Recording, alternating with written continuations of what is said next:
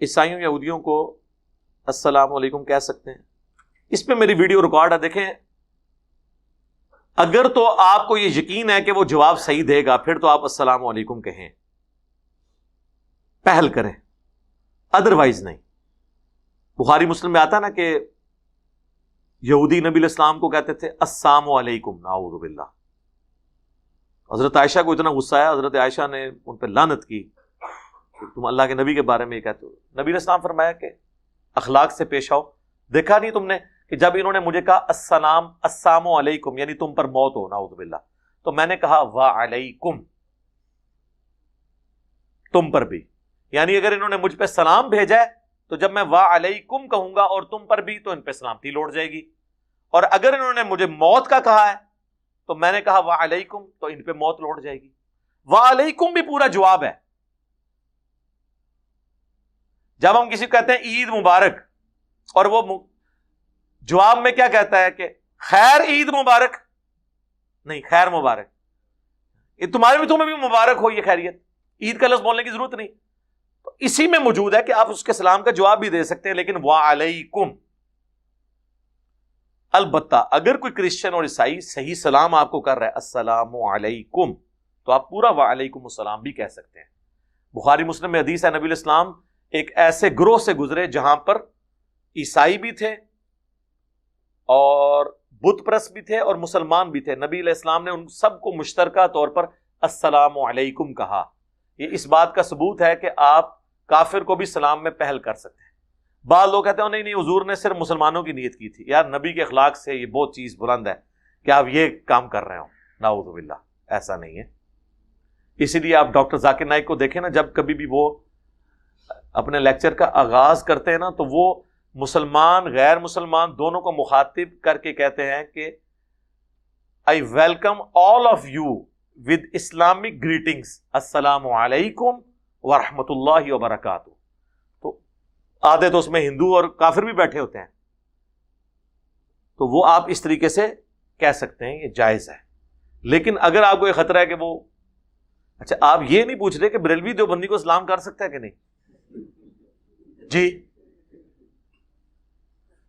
سر، جب اعلی حضرت نے احکام شریعت میں لکھ دیا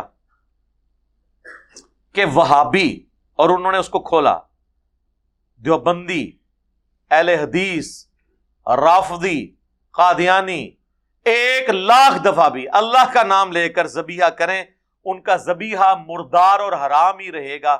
البتہ یہود و نصارہ کا ذبیحہ حلال ہے. دوسری بات ٹھیک کی ہے انہوں نے، وہ قرآن میں آیا سورۃ المائدہ کی آیت نمبر 6 میں کہ اہل کتاب اگر اللہ کے نام کا ذبیحہ کریں تو حلال ہے. وہ بات ٹھیک ہے، لیکن پہلی بات بڑی خطرناک ہے کہ اس کا کیا مطلب ہے کہ یہود و نصارہ سے بدتر سمجھتے ہیں بریلوی کس کو؟ بریلوی نہیں سر، بریلویوں کے امام. بریلویوں کے امام، بریلوی تو کوئی جان چھڑا سکتا ہے، کوئی کہہ سکتا ہے یہ تو کسی جاہل بریلوی نے کہا ہوگا. بریلویوں کے امام کسے؟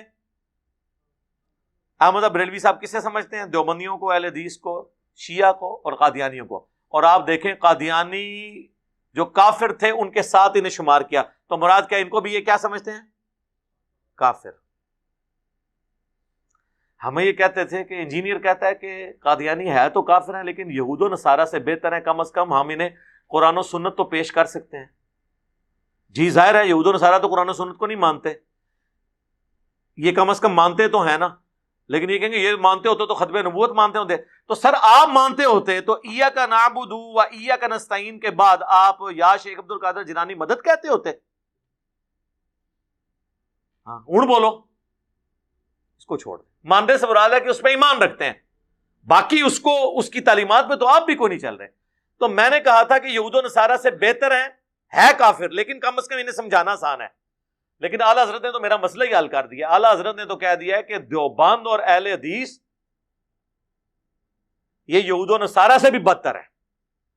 تو پہلے تو اعلیٰ حضرت سے ڈگری لینا، وہ تو آپ کو بھی یہود و نصارہ سے بدتر سمجھتے ہیں اور آپ کو قادیانیوں کے ساتھ انہوں نے شمار کیا ہے. ٹینٹ تے کھیڈو، ہاں جاؤ.